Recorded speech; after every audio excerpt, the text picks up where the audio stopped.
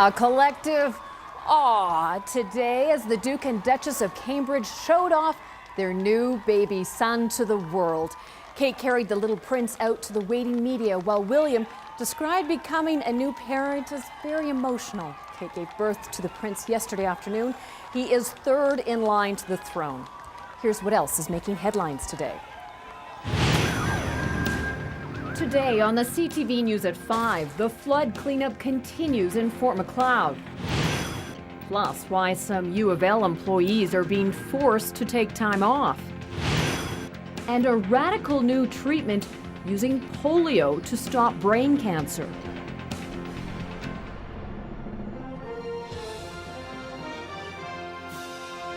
CTV News with Jackie Scantlebury.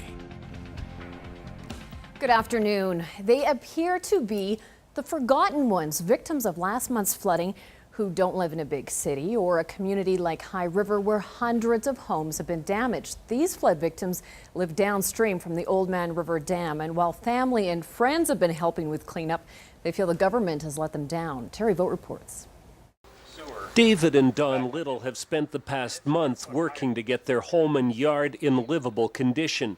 It was June 20th when the Old Man River flowed over its banks, came rushing up their sewer drains, and left a layer of mud and silt on the ground floor of their house.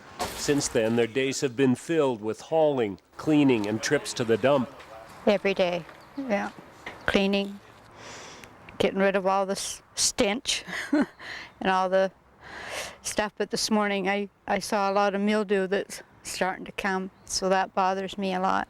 Don and David are not complainers. In the days after the flood, they joked their front lawn looked more like a garage sale. But now their insurance company has denied coverage. Don admits as time goes on, it's been getting harder and harder to deal with.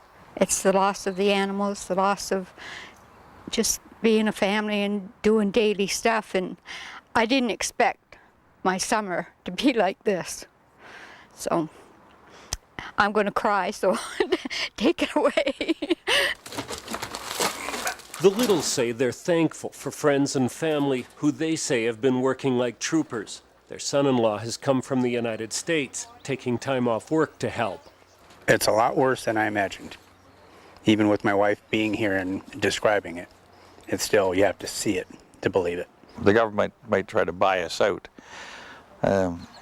What my worry is they'll try to do it on the assessed tax, which for most people in farming communities is about a quarter of what their property is actually worth. Those who live downstream from the Old Man River Dam say a month after the flood, there are still lots of questions and very few answers. And even worse, they say, they seem to have been left to fend for themselves. Terry Vogt, CTV News, near Fort Macleod. The province will be holding a flood information session in Lethbridge tomorrow. Under the government's new flood rebuilding policy, people living in floodways will have the choice of either relocating or rebuilding using funding from the Disaster Recovery Program. Residents who rebuild inside the floodways will not be covered in the event of future floods, and those in fringe areas will only get compensation if they rebuild with specific flood-proofing measures. The information session is scheduled from 7 p.m. until 9 p.m. tomorrow night at the Coast Hotel. Coming up on the news at 5:30, we're getting our first look today at a new temporary neighborhood in High River. Those who lost their homes to the flood will be living there until they can rebuild. Mother Nature put on quite a performance again last night. If you didn't see the lightning tear up the skies, chances are you heard the crack of the thunder. Our cameraman Brendan Miller shot this with his iPhone of the storm in the Lethbridge area. And the storm swept right across southern Alberta last night. Cody took this spectacular photo just west of Sterling around 1:30 this morning. And Kevin sent us this one as the storm was approaching the community of Colehurst. We could be in for another thunder boomer tonight.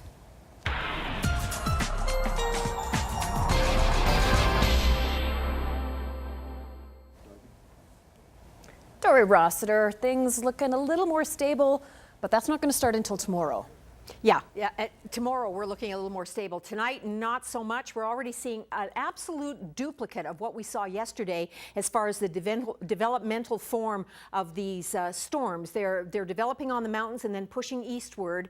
And there's some very interesting satellite and radar pictures that are showing up, and we'll have the details for you coming up in a couple of minutes. Okay, thank you, Dory. A man charged with threatening 2 Crown prosecutors has been arrested in Lethbridge.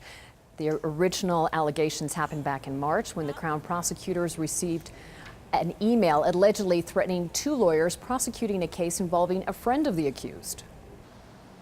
There was a bunch of different things we had to look at. I mean, there was an email component, so we had to use our cybercrime team and get some search warrants to recover some items and some further evidence. We had to deal with the Crown's office to make sure that security was looked after for their people. Our behavioral sciences unit was involved in this, so there was a lot of different moving parts in this investigation. Benjamin Ernest Christensen is now in custody in Calgary. He was arrested in Lethbridge on Friday. He made his first court appearance today. And Lethbridge police are investigating a couple of street robberies that happened Monday morning. In both cases, female victims were approached by another woman who had a knife and grabbed their bags. The first incident happened just after 7 a.m., the other about an hour later.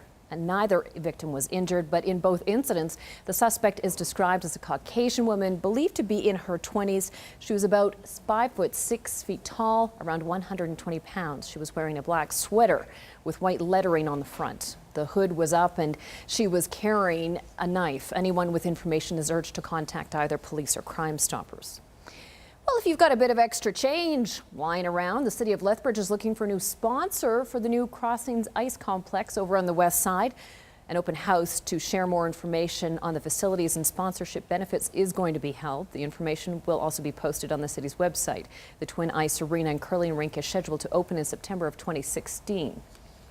And in an effort to balance their budget, the University of Lethbridge wants to force all employees to take 11 unpaid days off over the next 8 months. But the Alberta Union of Provincial Employees says that solution violates their agreement. Jeanette Rocher has more. The university is calling it a last-ditch effort to keep people from losing their jobs altogether. But the Alberta Union of Provincial Employees calls it a violation of a collective agreement and has filed a grievance with the university. They are forcing every employee to take 11 paid days off, 11 days off, which is a net reduction of about 3 to 4% in pay, so they can square off their budget. And so we have an issue with that. The forced unpaid days off, otherwise known as definite layoffs, stem from a 7.3% provincial cutback, which will reduce the U of L's operating grant by nearly $12 million. The university is hoping the unpaid 11 days for all workers will save $700,000. The budget came out in March, so this is not a knee-jerk reaction. We've thought through this very, very carefully. We've looked at every other option without affecting people's salary and positions, and so we are doing the best that we can with the options that we have available. Our position is you've signed off a legal document, which is that collective agreement. And we don't reopen those. A contract is a contract. According to AUPE, the university should offer their workers a leave of absence instead of layoffs. They've also suggested that the U of L tap into emergency funding to make up for their loss of revenue. Anything to avoid employees' pay scales being affected. Jeanette Rocher, CTV News, Lethbridge. The U of L has already identified ways to save 75% of their operating budget, but they are still short around $3 million even with the layoffs. But since the AUPE filed a grievance, the next step is a hearing next month to determine whether or not those layoffs will actually happen.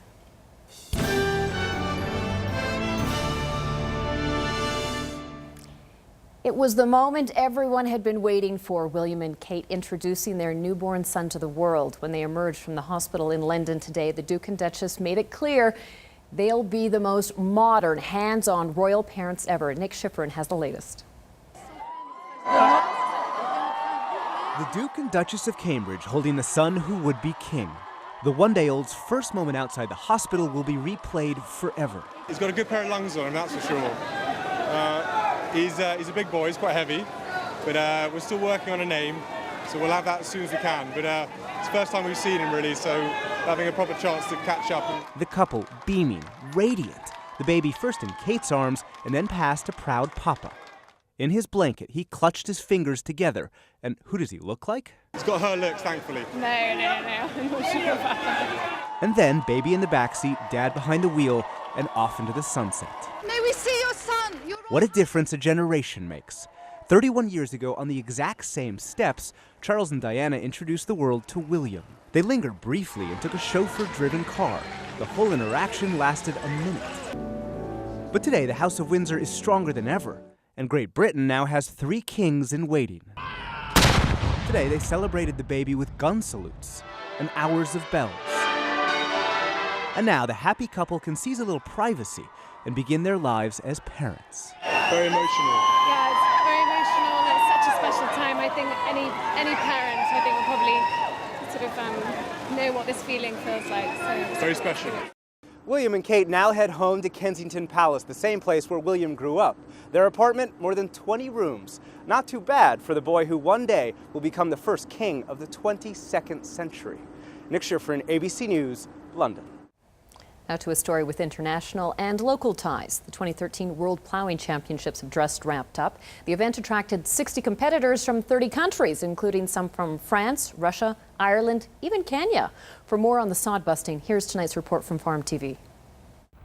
This is the 60th anniversary of the World Plowing Championships, the 6th time the event has been held in Canada, and the 2nd time at Olds College, which is celebrating its 100th anniversary this year. The competition has 2 classes for reversible and conventional plows. Gold, silver, and bronze medals are awarded for winners in both the stubble and grassland competitions, as well as best overall. The competition is very serious, with competitors lining up their furrows like a pro golfer lines up a putt.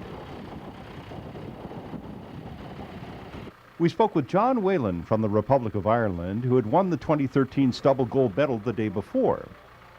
We have our national competition where in excess of 200,000 people attend our national competition. It's a major event. It's one of the biggest outdoor agricultural events in Europe. The event also featured antique tractors, horse plowing demonstrations, trade show booths, food, entertainment, and a tractor pull.